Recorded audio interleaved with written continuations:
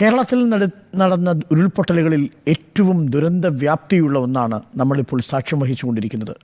290-ലധികം മരണങ്ങൾ, 200-ലധികം മനുഷ്യരെ കാണാനില്ലാത്ത അവസ്ഥ, 180-ലധികം ആളുകൾ ആശുപത്രിയിൽ, അതിൽ 10ഓളം പേർ ഗുരുതരാവസ്ഥയിൽ.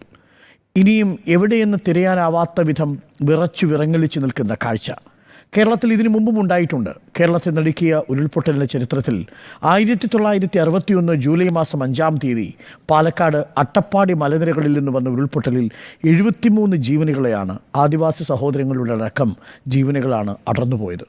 അതായിരുന്നു അതുവരെ കണ്ടതിൽ, ഐക്യ കേരളം കണ്ടതിൽ വെച്ചുള്ള ഏറ്റവും വലിയ ഉരുൾപൊട്ടൽ. 1961 വരെ അട്ടപ്പാടി പാലക്കാടായിരുന്നു.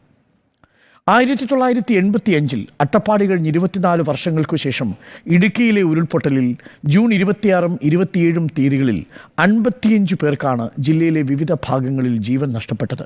പക്ഷേ അതും ഒരൊറ്റ പ്രദേശം കേന്ദ്രീകരിച്ചായിരുന്നില്ല. എന്നാൽ 2001 തലസ്ഥാന നഗരിയിലായ അമ്പൂരിയിൽ, തിരുവനന്തപുരത്ത് അമ്പൂരിയെ പിടിച്ചു ഉലച്ച ഉരുൾപൊട്ടലിൽ 39 പേർക്കാണ് ജീവൻ നഷ്ടപ്പെട്ടത്.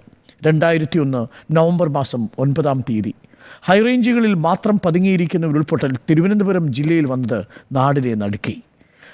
2019 ഓഗസ്റ്റ് മാസം 8-ാം തീയതി അപ്രതീക്ഷിതമായി മലപ്പുറത്ത് കവളപ്പാറയിൽ ഉരുൾപൊട്ടി.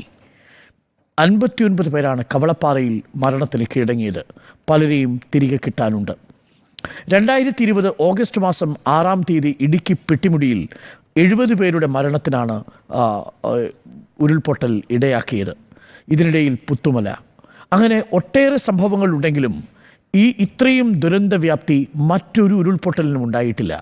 290-ലധികം പേർ ജീവിതത്തിൽ നിന്ന് അടർന്നുപോയി. 200-ലേറെ പേരെ ഇനിയും കാണാനുണ്ട്. മരണസംഖ്യ എത്രയാകുമെന്ന് ഒരു നിശ്ചയവുമില്ല. മഹാപ്രളയത്തിൽ പോലും 2018 480ഓളം ജീവനുകളാണ് നമുക്ക് നഷ്ടപ്പെട്ടത്. ഇനി കാണാനുള്ളവരുടെ കൂടി കണക്കെടുക്കുമ്പോൾ അതും കവിഞ്ഞു പോകുമോ എന്ന ആശങ്കയിലാണ് നമ്മൾ. ഇത് അക്ഷരാർത്ഥത്തിൽ ഒരു ദേശീയ ദുരന്തമാണ്.